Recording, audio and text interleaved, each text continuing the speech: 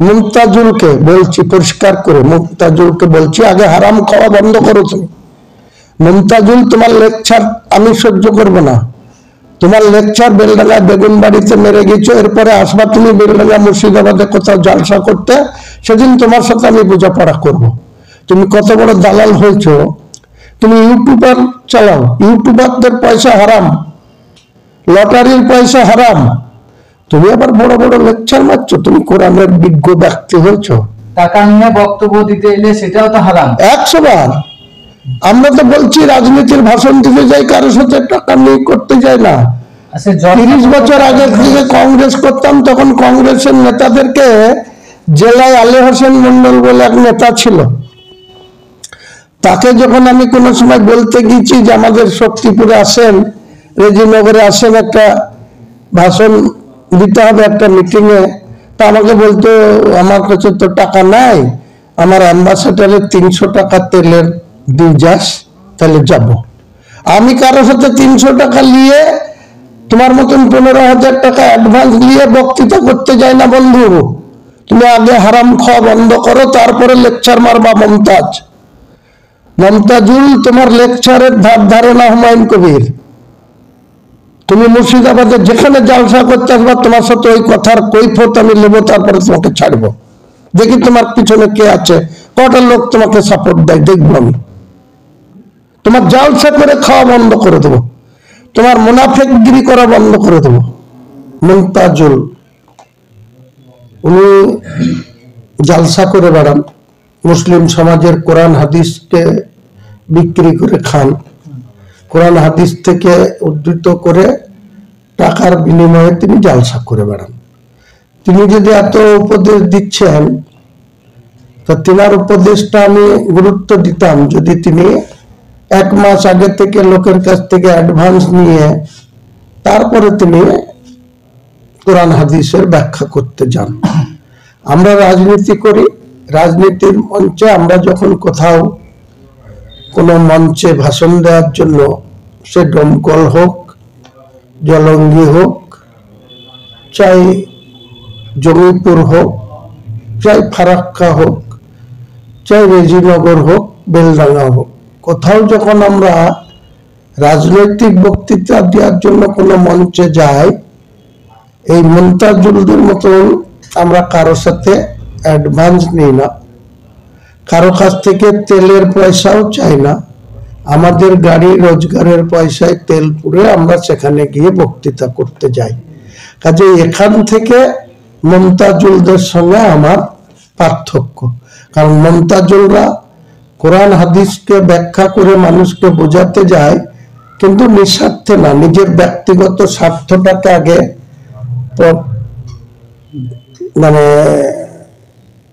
কার্যকরী করে, বা আগে অ্যাডভান্স টাকা নেয়, তারপরে তিনি যে ভাষণ মারতে যান। তিনি আবার আমাকে জ্ঞান দিচ্ছে যে একটু ইসলামিক হসপিটাল করলে ভালো হতো, একটি ওই মসজিদের কোনো দরকার নেই। আরে মসজিদের দরকার নাই, তা তোমার ভাষণের কি দরকার? তুমি যে ইউটিউব চালাও, ইউটিউব চালিয়ে পয়সা রোজগার করো, ওটা কোরআন হাদিস মোতাবেক হারাম। তুমি সেটা তো কাউকে প্রচার করো না বন্ধু, যে আমি হারাম খাই, হারামখোর। হারামখোরদের কথা আল্লাহ কোনোদিনই কবুল করবে না। কিছু লোক আছে লটারি পেটের দেয়, লটারি কাটে, লটারি বিক্রি করে, এই লটারির টাকাও, লটারি কাটাও হারাম, লটারির পয়সা খাওয়াও হারাম। তো এই সমস্ত জ্ঞানদাতাদের কোনো জ্ঞান আমি শুনবো না। আজকের দিনে আমি 5 ওয়াক্ত নামাজ পড়তে পারি না ঠিকই, সেটা আল্লাহর মাফ করবে, আল্লাহর কাছে ক্ষমা চাইবো, কিন্তু এই ধরনের মুনাফিকদের কোনো সাজেশন। আরো কিছু মুর্শিদাবাদ জেলায় টুপি আর দাড়ি রেখে তৃণমূলের চাটুগিরি করে বেড়াচ্ছে, আর কিছু তৃণমূলের প্রশাসনের কাছে গিয়ে, পুলিশ প্রশাসনের কাছে বলুন আর সিভিল প্রশাসনের কাছে বলুন, গিয়ে তারা গাড়ির তেল নিচ্ছে। আর এই হারামখোররা, তোরা টুপি রেখে আর দাড়ি রেখে এই হারাম খাওয়া বন্ধ করবি কবে? তবে ভাষণ মারবি, আর তা নাহলে তোদের কি অবস্থা করবো এই মুর্শিদাবাদ জেলায় তোরা বুঝতে পারবি। তোরা 3000 টাকার ওয়াকফ বোর্ড থেকে টাকা দেয়, সরকারি কোষাগার থেকে দেয় না। সরকারি কোষাগার থেকে প্রথম 3 মাস 4 মাস দিয়েছিল, তারপরে কোন জৈনিক ব্যক্তি হাইকোর্টে কেস করে এই রাজ্য সরকারকে সেই টাকা দেয়া বন্ধ করেছিল। ভুলে গেছিস? মোনাফেকরা আবার আমাকে জ্ঞান দিচ্ছে যে এই করা উচিত না, এই করা উচিত না, কলেজ করুক, হসপিটাল করুক। আরে সরকার কিসের জন্য আছে? সরকার তো হসপিটাল করার জন্য আছে, সরকার তো কলেজ করার জন্য আছে, সরকার তো বিশ্ববিদ্যালয় করার জন্য আছে। এখানে একটা এত বড় জেলা একটা মেডিকেল কলেজ আছে, তার পরিষেবা সারাদিন আপনারা যান, যে ভিজিট করুন, কটা মানুষ বিনা চিকিৎসায়, একটা রুগী দুটো বেডে, একটা বেডে দুটো করে রুগী, 3টে করে রুগী শুয়ে রাখা হচ্ছে। সুস্থতা হওয়ার আগে তো আরো অসুস্থতা তার বেড়ে যাবে। সেসব জায়গায় তোমার কথা বলার ক্ষমতা নাই। তুমি বড় বড় জ্ঞান দিচ্ছ। আব্দুর রাজ্জাক মাওলানা তার বউকে নিজে পঞ্চায়েত সমিতির সভাপতি করে রেখেছে, সে আবার রাজ্য সম্পাদক হয়েছে, জেলার ইমাম সংগঠনের সম্পাদক। সে কাল বড় বড় ভাষণ দিচ্ছে যে পরিবেশ নষ্ট হচ্ছে, আমি নাকি বাবরি মসজিদ করব বলেছি, তার জন্য দাঙ্গা লাগিয়ে যেতে পারে, কাজে এই ধরনের কাজ না করতে।